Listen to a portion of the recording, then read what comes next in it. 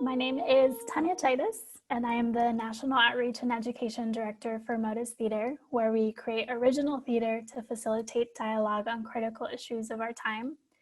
We use the power of art to build alliances across diverse segments of our community. One of Motus's strategies to strengthen our community and country is to present allied performances where we ask people, often in positions of public leadership in our communities and around our country, to stand in the shoes of an undocumented person or a formerly incarcerated Motus monologuist to read their story aloud.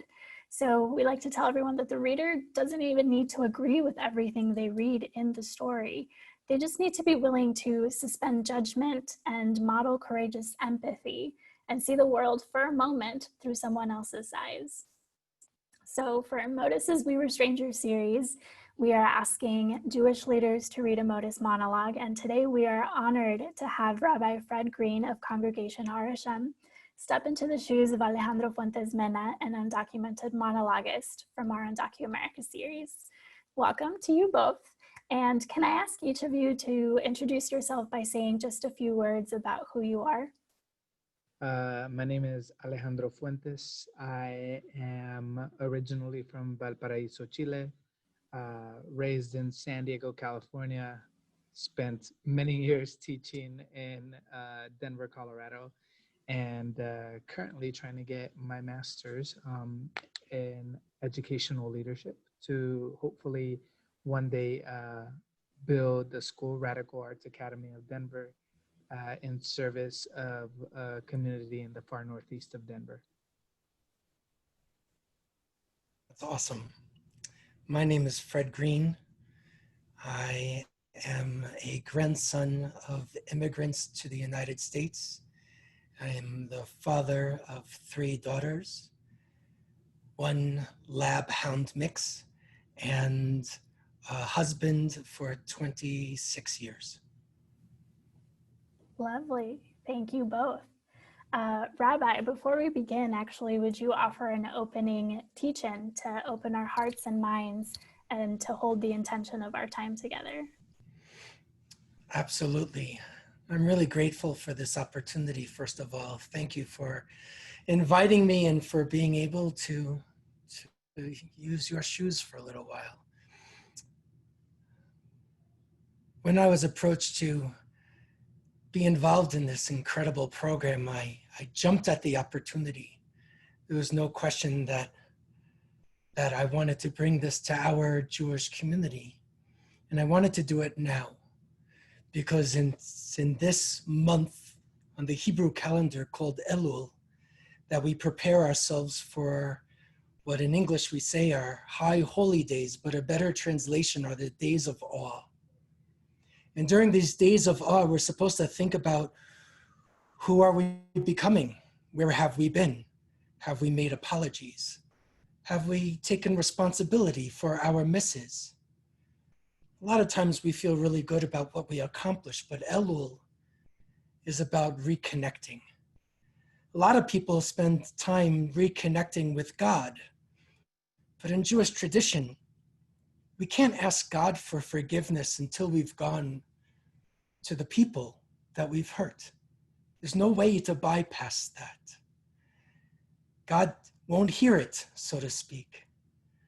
So this month of reflection, of soul searching, of seeking transformation, of trying to be our best selves, is how we find God's presence. So what that really means, that God's presence comes close based on how do we take care of each other. So to tell your story during this month in this way, it's both a call to action and it's a confession for not always doing enough, for being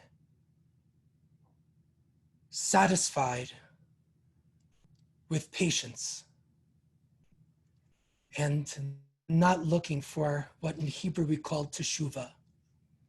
Teshuvah often is translated as atonement or repentance, but it's really change.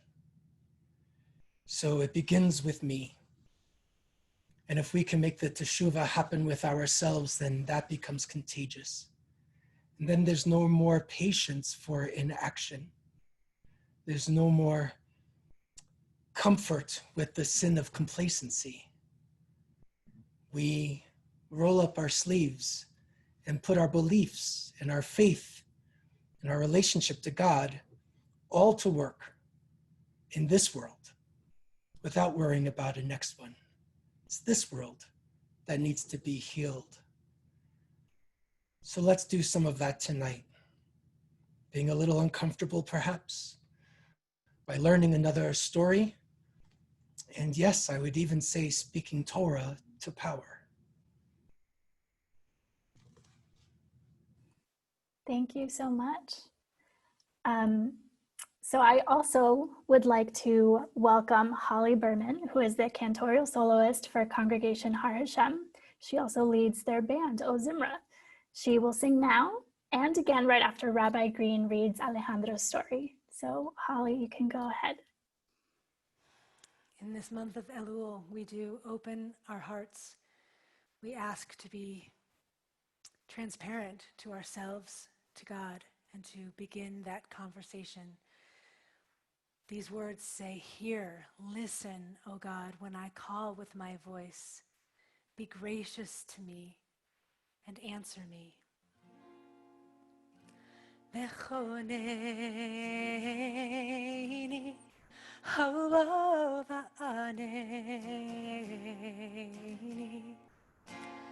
V'choneini, havo va'aneini.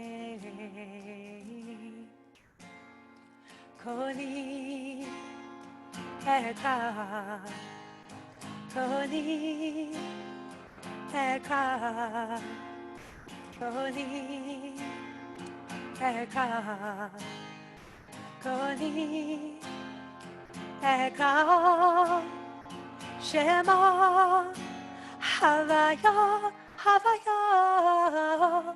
Shema, Shema, Shema, Havaya, Havaya. Shema, Shema. V'choneini, havo va'aneini. V'choneini, havo va'aneini. V'choneini, havo va'aneini. V'choneini, havo va'aneini.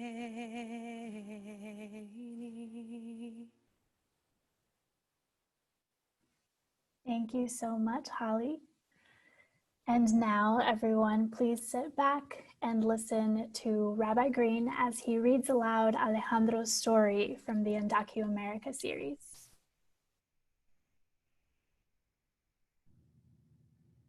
I was just a kid when I realized what being undocumented meant. At age 8, I started going to work with my dad so I could help him rebuild the entire outside of other people's homes, all the while not having a real home of our own. I would help my dad research what to charge and work out all the math. For example, I would discover that for one given job, contractors would charge $20,000. But my dad had been screwed over so many times that he would only charge $15,000. Clients would see his strength in Spanish, his lack of English, and documented status, and give him about $10,000. And that is who my father believed he was. Half the man I thought he was. Half the value of any other. I witnessed as my mother would leave for an entire weekend, 72 hours, to take care of someone else's family. She was lured with the promise of being paid over $300 for the weekend, but she would come back only with $100 in her pocket. $100 that she saw as a blessing. $100 that I saw as an attack on our family. All those rich families saw little value in everything my mom did. They would take her away only to use her and spit her out. The money they paid was barely enough for food on the table. It didn't cover the worry my mom had because she couldn't be home to take care of us when we were sick, help us with homework, comfort us when we returned to an empty house. $100 for a whole weekend away from her family, like she was worthless. But don't you understand? She was priceless to me. Well, spending my weekends with my mom without my mom, as she cared for other people's children, and spending those weekends working for my dad for free so he wouldn't lose money for the privilege of building a home for someone else's family. And witnessing this over and over and over again, I began to think I wasn't worth much either. Despite the fact that I had been recognized at school as gifted and talented, despite the fact that I was a math whiz and learned English, a completely unknown language, in less than a year, and that I was an engaged student, despite the fact I was a precocious worship leader at my church, I let those weekends of feeling worthless affect me. I began making jokes rather than making plans for my future, playing games rather than paying attention, chasing girls rather than chasing my dreams. And like all self-fulfilling prophecies, I got to the point where my grades reflected what society said my parents and I were worth: half-priced human beings.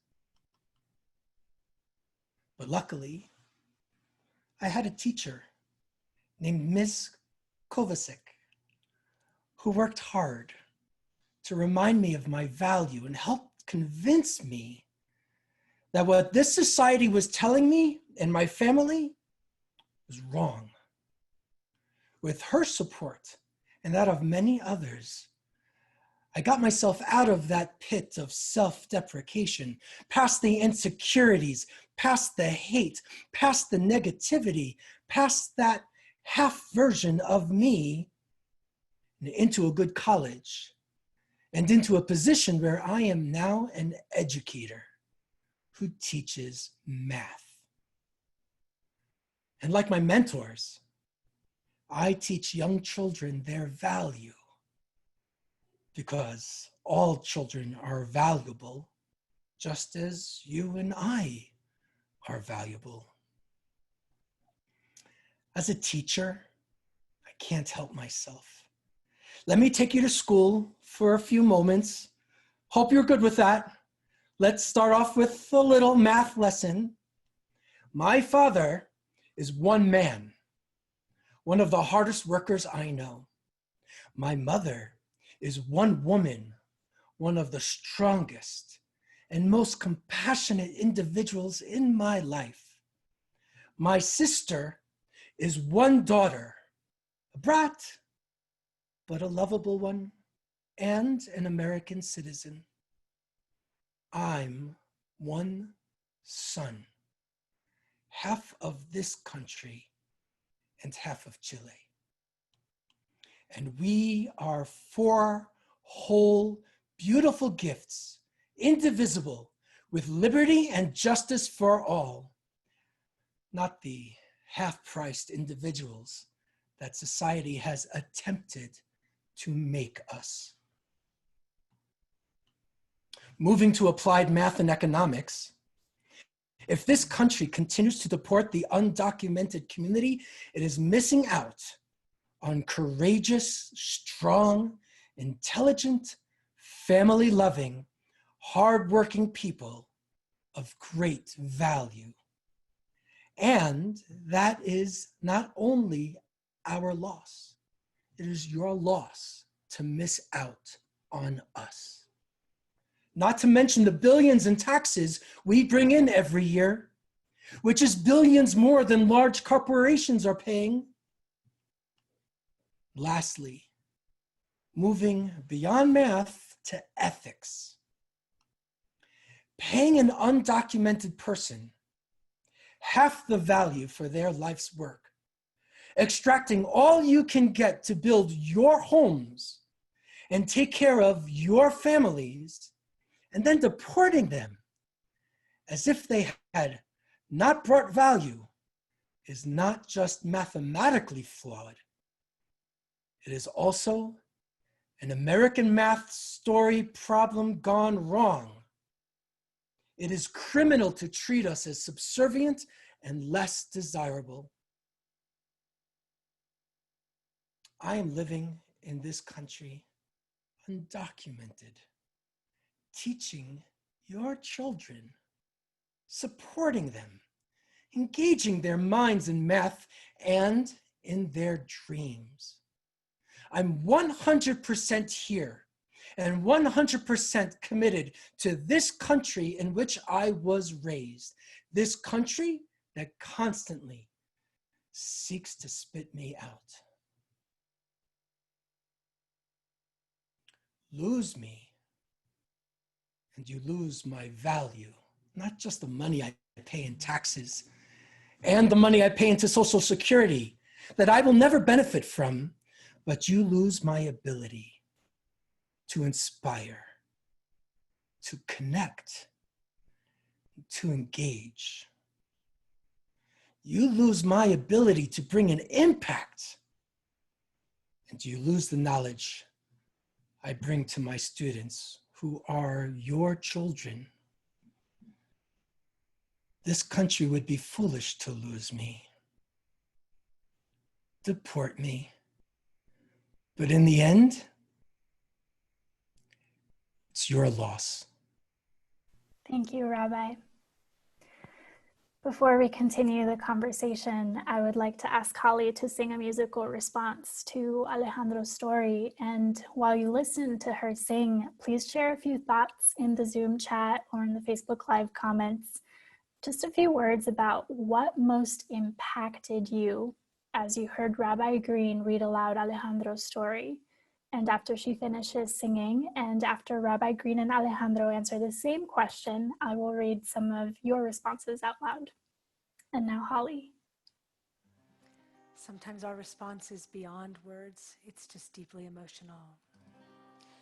Yai lai lai lai, yai lai lai lai, yai lai lai lai lai lai lai.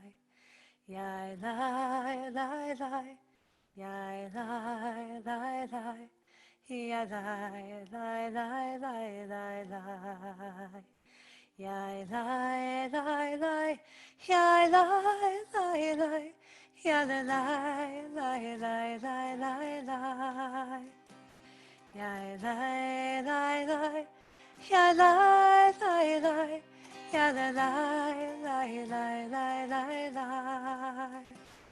Yai lai lai lai, yai lai lai lai, yai lai lai lai lai lai lai. Yai lai lai lai, yai lai lai lai, yai lai lai lai lai lai lai. Yai lai lai lai, yai lai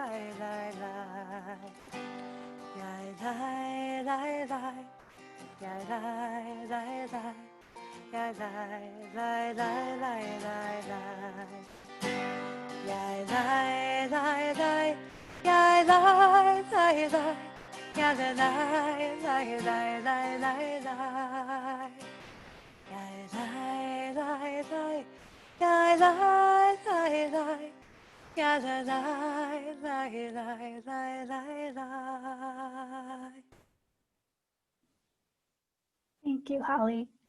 We will start with Rabbi Greene. Rabbi, can you tell us what most impacted you about reading Alejandro's story? What most impacted me was a sense of feeling less, of having my parents not be valued, that they were less, that good things were only for other people, and we should just be grateful with whatever we get. It's a story I heard from my grandparents when they spoke in a different language, in private, no longer in public, when their kids, my parents, brought food to school and it wasn't understood, or just that they were foreign and other. So my parents' story is a lot like Alejandro's, and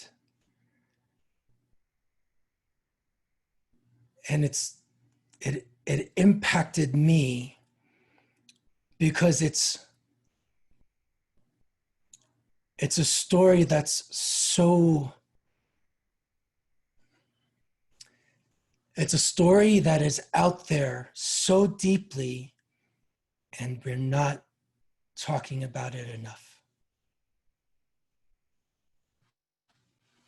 Thank you. Alejandro, what most impacted you about having Rabbi Greene read your story?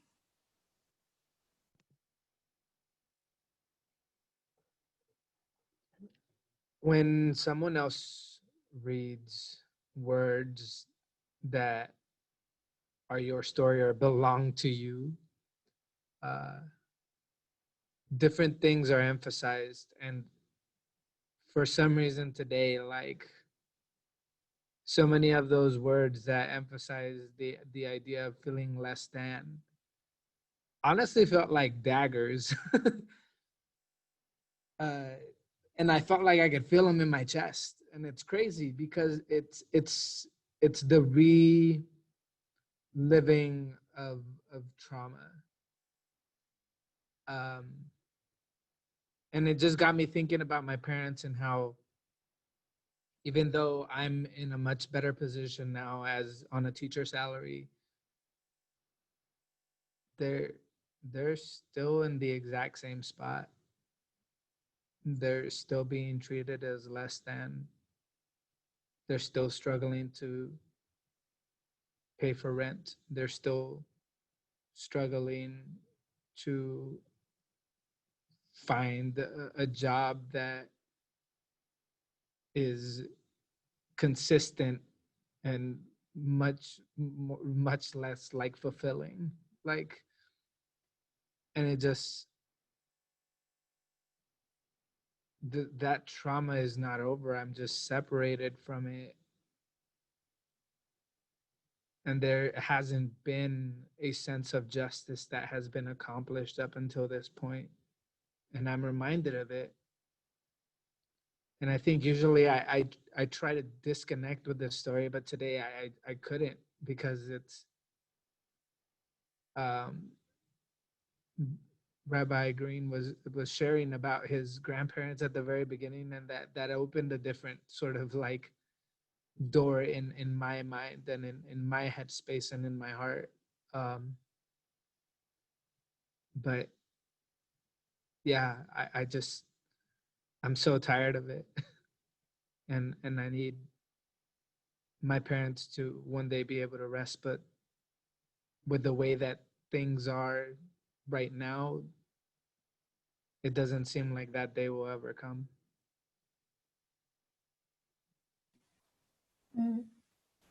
Thank you for your words.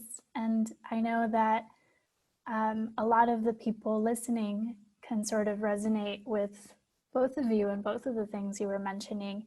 If I can just shout out some of the things that were shared on the chat. Shared on the chat, that was hard for an English language learner. People mentioned resonating or really having an impact from the feeling of less than, the horrible injustice. Someone said, "Bravo, Alejandro, and thank you for writing your powerful story, and Rabbi Greene for reading it so movingly." Others mentioned how hard it is to maintain a sense of dignity and worthiness when your country treats undocumented workers so terribly. The idea that Alejandro feels or felt less than and in some ways invisible. "I feel ashamed of how Americans have treated you, Alejandro, how quickly we forget our own immigration stories." The feeling of worthlessness, so unnecessary. Alejandro's parents not being valued as much as another person's value, and then to start believing you are not of value. Everyone has a value as a human being. The exploitation of humans, of their value, diminishing others that results in loss of humanity. Alejandro worked hard at a young age, and how grateful he was. It would be a major loss to our country to lose undocumented people like Alejandro. Those are all comments from our listeners. So thank you so much for sharing those with us. And I would like to start with a question before we open it up for a broader Q&A. But if you are listening, please submit your questions either in the chat or in the Q&A function. Or if you're on Facebook, you can enter it into the Facebook Live comments. But I'll start with one. Rabbi Greene, how do you hold Alejandro's story and the challenges facing undocumented immigrants theologically as a rabbi?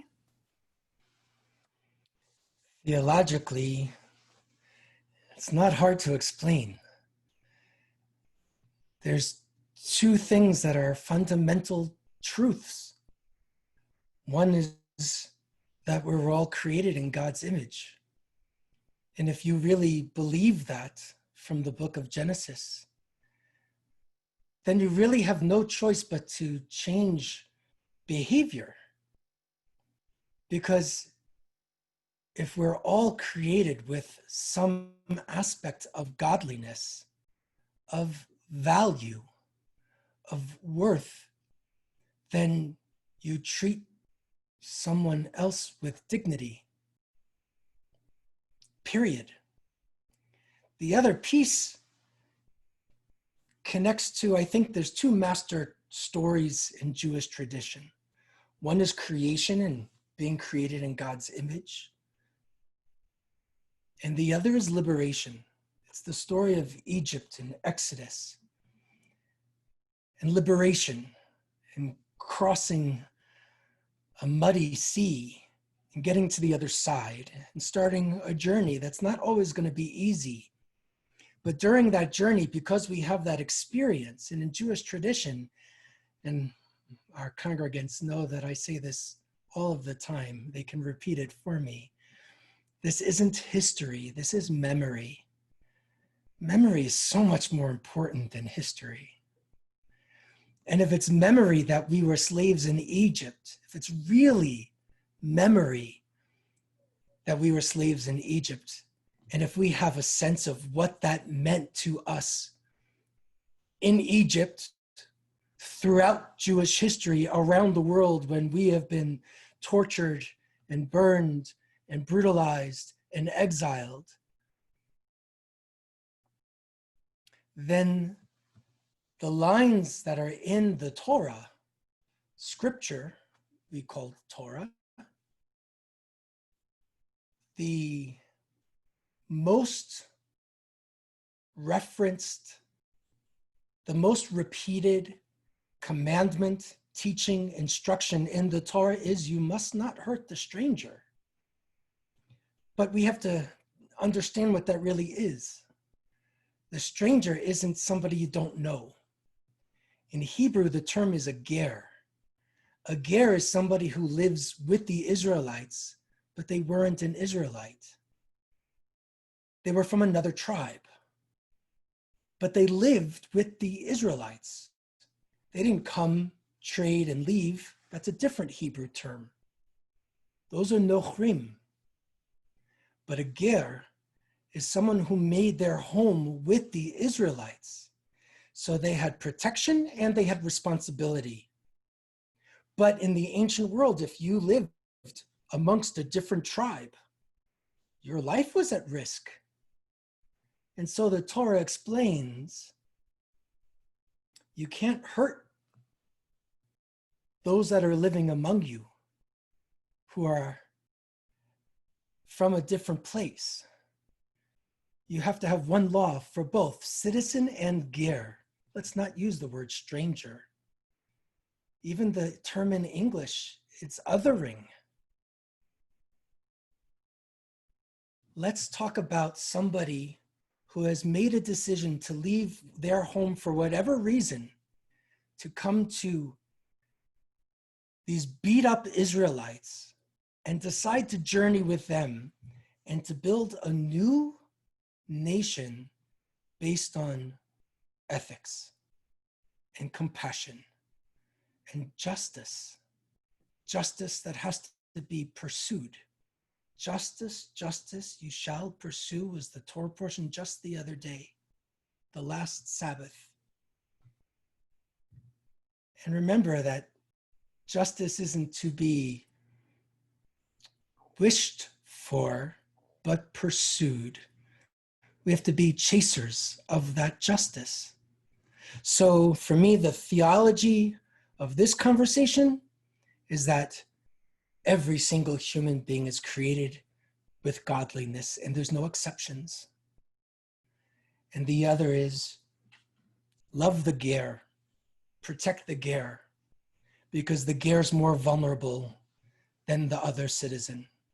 And that's why the ger or the orphan or the widow in that ancient context were people that were vulnerable. So let's watch out for the vulnerable and the othered. That's the theology around this conversation. Alejandro, do you want to add anything to Rabbi Greene's reflections? And everyone in the audience, feel free to submit your questions.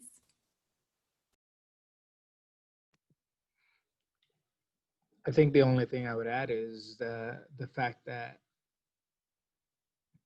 within the concept of the ger, the individual who is not a stranger, but new within the context of your community, within your land, it goes beyond an undocumented person or a Black person or an indigenous person. It goes beyond any of that. It's something that we did more of as a country. In Christianity, it's known as like loving your neighbor. But I think so many people have drawn lines around religion, like Christian beliefs, Jewish beliefs, Hindu beliefs, like Arabic and Muslim beliefs, not realizing how many connections there are around like the center points of just like love people and love those who have been made to seem like less than you, when that's not the case. We are not less. But there's this false dichotomy that, I don't know if it's the context of America or if it's global, but it keeps happening. And I wish more people had the heart to say, and the courage to say, you know what, like, as you say, we're going to pursue justice. We're going to fight for it. We're going to stand up, because it's true justice and true liberty is not something that is passive. And I hope that people get to the point where they realize that it can't just be words anymore. It has to be actions that are taken to ensure that this is something that becomes a reality, rather than something that is just spoken apart from a point of ideology, meaning like what separates ideology from reality is usually the idea of like whether or not it happens, whether it lives in your dreams or it becomes a reality. And so I would hope that people just use narratives like this in order to move.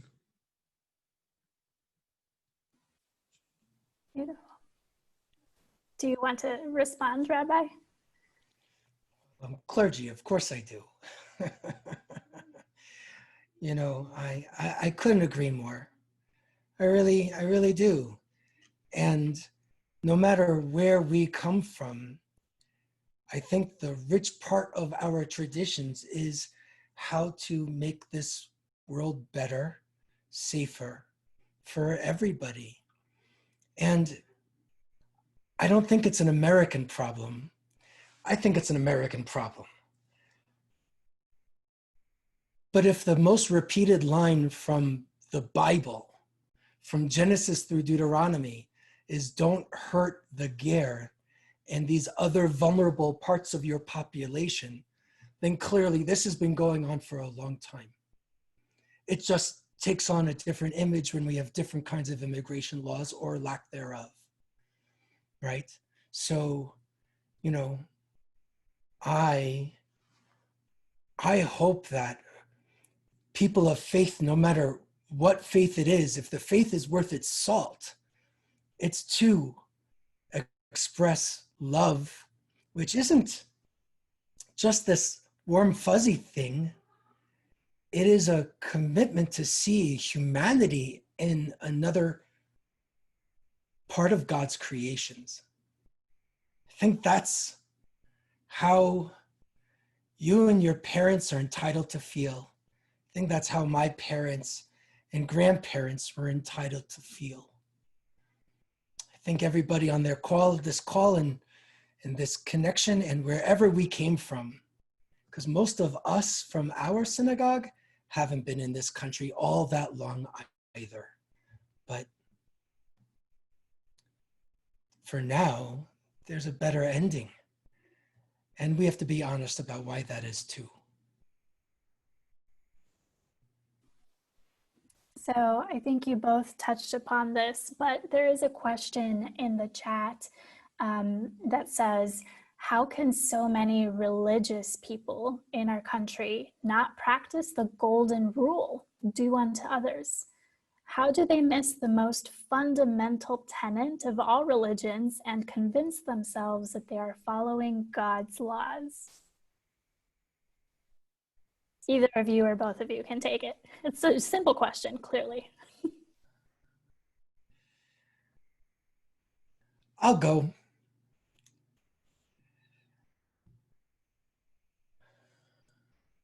God help me. Power, property, control, self-interest, narcissism, the protection of what's mine. And yeah, there is an entitlement among some who have inherited lots for a long time in this country and have not been so eager to be sharers the way they were taught in kindergarten. I think there's lots of ways we can rationalize and justify loving texts. I have a hard time understanding how other people of faith tolerate it. I don't understand how people tolerate it. But I'm also used to it to some degree, because if there's an expression of a faith tradition, I'm not asked. There's certain pastors that are always going to be asked about faith in America. And there is a circle of entitlement that people are too uncomfortable to try and pierce. And so while we talk about getting uncomfortable and learning by walking in people's shoes, I think there's another part of being patient that it's all going to work out okay. And I think we should be more impatient. I'm praying for impatience and how we can be civil and respectful and recognize godliness in others, but speak with other partners in faith and spirituality to lift up families like we heard about tonight and create a different future. But I think being passive and polite, the way good folks are supposed to act, has gotten in the way. Yeah, I mean, you're spot on. I think the only thing that I would add to your laundry list of things that have gotten in the way would be one issue people and fear. I feel like often within many religious contexts, what ends up happening is that and here's the other thing that I need to say before it runs away from me. It's that, like, I feel like your beliefs have, whether you want them to or not, like my existence, whether I want to or not, is political. And so what ends up happening is that people end up politicizing issues that are deep in their heart. And it comes usually from a place of fear. People want to close down the borders and make people like my parents suffer and not have an actual way towards residency or citizenship because they fear the stranger, the other coming into their country and taking jobs. And we are in this deficit mindset that has been created because of financial and political ploys that have put us here. I don't think, I think if land and food and money was distributed in the way, in the vast resources that we would have, we wouldn't have this issue of deficiency or deficit mindset, and we would be more willing and accepting of people like me and my parents. But sadly, that is not the case, and I think fear is usually what rules people's minds when they're choosing to vote, when they're choosing to speak and make general casts and judgments on people like me. And it's not only about me, right? Like, it's about along any minority or any disenfranchised pieces of identity that people have. Thank you both. So there are a handful of questions in the chat that sort of allude to what's next. So what do we do about this? And I think one person really spelled it out very clearly. They said, I don't know what else to do. I vote, I protest, I sign petitions, I speak out. I feel like what I do doesn't really matter. Some things just never change. What else can I do? And by the way, they are a middle school science teacher.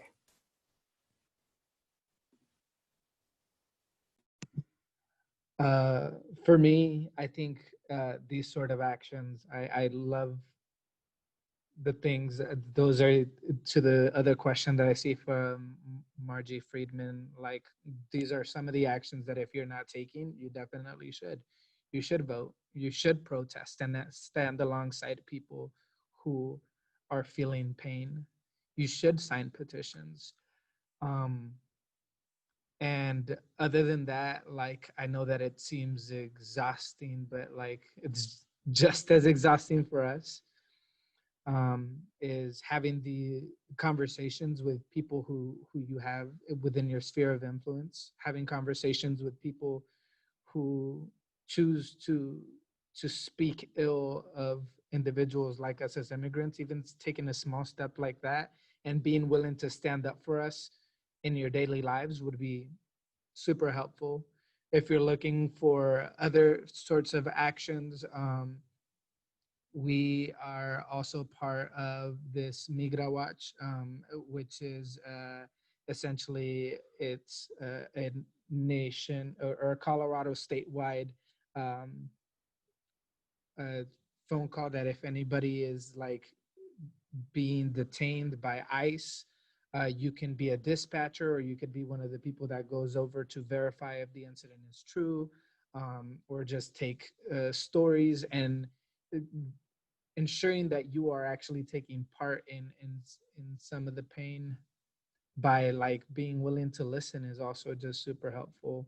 And it's not about like asking your, if you know any undocumented people, like what's your story, because sometimes people aren't willing to share that, but being ready to listen and also being ready to like stand up through whatever means is necessary for those in your life that do have these backgrounds. um, and I feel like, Tanya, I know that you are uh, technically the moderator, but is there anything else that you would add to the list that I just said in terms of actual actions that people can take? I am indeed the moderator. We will actually be sharing a handful of action items towards the end. So I do hope that everyone, I know we're getting really close to the end of the event, but I do hope that all of you are able to stay just a few minutes past the end time. I want to say thank you for submitting your questions and being clear with the thoughts that you had. And thank you, Rabbi Greene and Alejandro, for sharing your insights and for being vulnerable with your answers. We're going to be nearing the end, so we're going to have Rabbi Greene offer up a closing, and then we're going to have a song from Holly. So we'll start with Rabbi Greene. Can you close out for us? Yes. There's part of Jewish liturgy that we share on a day that is marked by atonement and confession. Confession in Hebrew is called vidui. And one of the parts of that liturgy starts off as, and it's familiar to folks from the synagogue, but it starts off as al chet shechatanu lefanecha, which basically means for the sin that I've committed against you, God. And when people say it, they sometimes will gently kind of touch their heart like this, a symbolic gesture. Certainly we're not supposed to hurt ourselves, but a little symbolic gesture of our Yom Kippur prayers and saying al chet shechatanu lefanecha, and we say it over and over and over again. And one of the things that we say towards these middle parts of the prayer is V'al kulam Eloha slichot slach lanu mechal lanu kaper lanu. For the ways in which we have fallen short, God forgive us, pardon us, and grant us atonement. In Yom Kippur, we take this collective responsibility for our communal shortcomings. The Hebrew's written in the plural. Even for the ways in which we may not have failed individually, we acknowledge both our conscious and unconscious failings. Al chet shechatanu lefanecha b'imutz halev, ve'al chet shechatanu lefanecha b'vli da'at, for the sin of of commission and for the sin of omission is one of the lines. But again, it's not just our relationship with God where we have missed the mark. We have also wronged our fellow human beings, those who sit next to us, those who we have never met, but whose cries for help we have failed to answer. So it's this month of Elul and thinking of Teshuvah and change, we should take a moment to reflect on how we have fallen short in our struggle to confront and stem the tide of hate, of violence, of a lack of dignity to people in our country who are undocumented, human beings who are undocumented, for those that are in these detention centers, and for a refugee crisis that is around the world. When we close our eyes to horrifying images of children, whether they're clinging to the sides of boats in distant lands or in our own state while they're held in cages. When we are unwilling to give tzedakah, acts of charity and justice and righteousness to our full capacity to ensure that people who are undocumented and other asylum seekers and refugees have safe housing, decent medical care, food to eat, and jobs that provide them with dignity. For the sin we have committed against you when we remain silent with our voices or our votes, instead of calling out to the United States to be a world leader in responding to this crisis. When we allow fear to give way to xenophobia. We sin against you, God, when we assume that someone else will help. May our teshuvah, our change and transformation, our tzedakah, our resources, our tefillah, our prayers enable us to do more in the year to come for those who desperately need our support, compassion, empathy, and love. V'al kulam Elohas lichot, slach lanu, mechal lanu, kaper lanu, for all these failings and for more. God, forgive us, pardon us, and grant us atonement. Thank you. And now a final song from Holly. We have to build that world, the world that you spoke of, both of you. We have to take an active role in building it, and the base is love. We say, Olam chesed yibaneh, I will build this world from love, and you must build this world from love.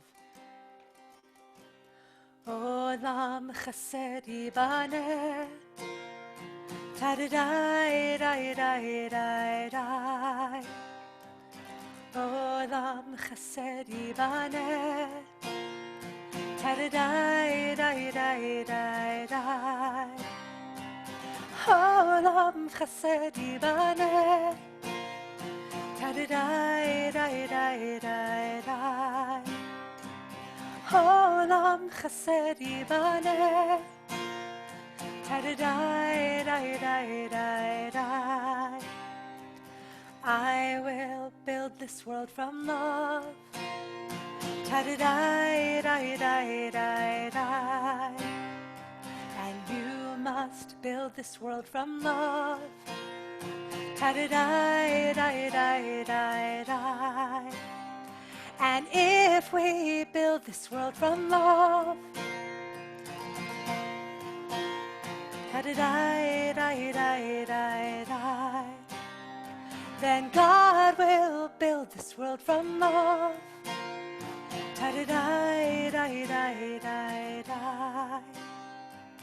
Olam chesed yibaneh.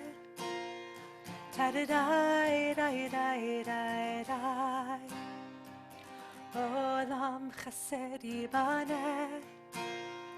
That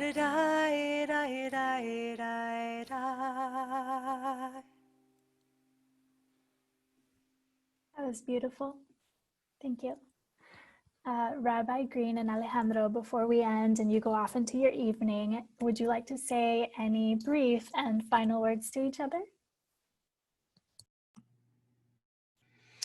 I will say that I think it's amazing to write these words.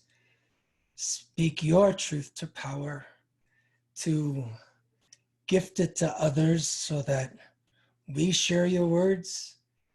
That's pretty courageous.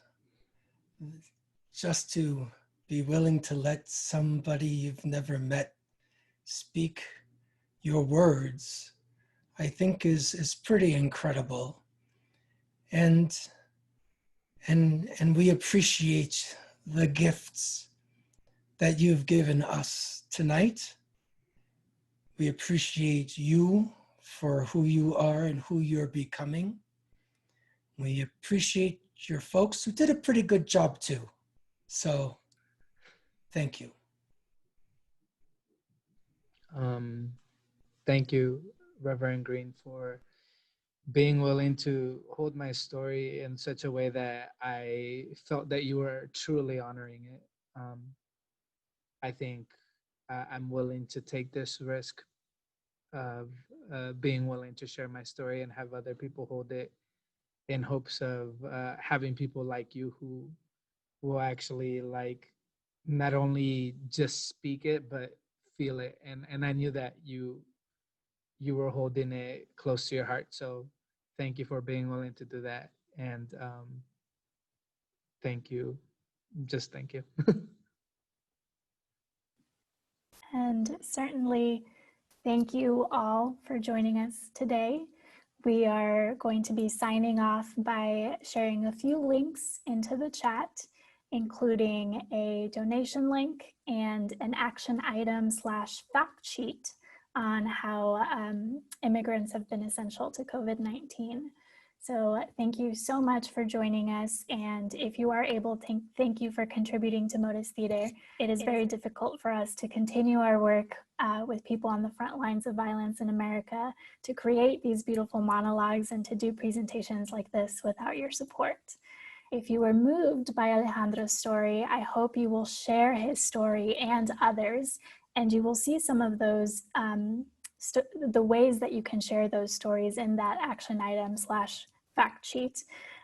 We will also be sending everyone that registered on Zoom a link to this performance that you can actually share with others or watch at home with your family members. You can also share our stories through our UndocuAmerica podcast series. So in our Shoebox Stories and DACAmented series podcasts, we have prominent Americans like actor John Lithgow, police chief Art Acevedo, feminist icon Gloria Steinem, and many others read the stories of our undocumented monologists.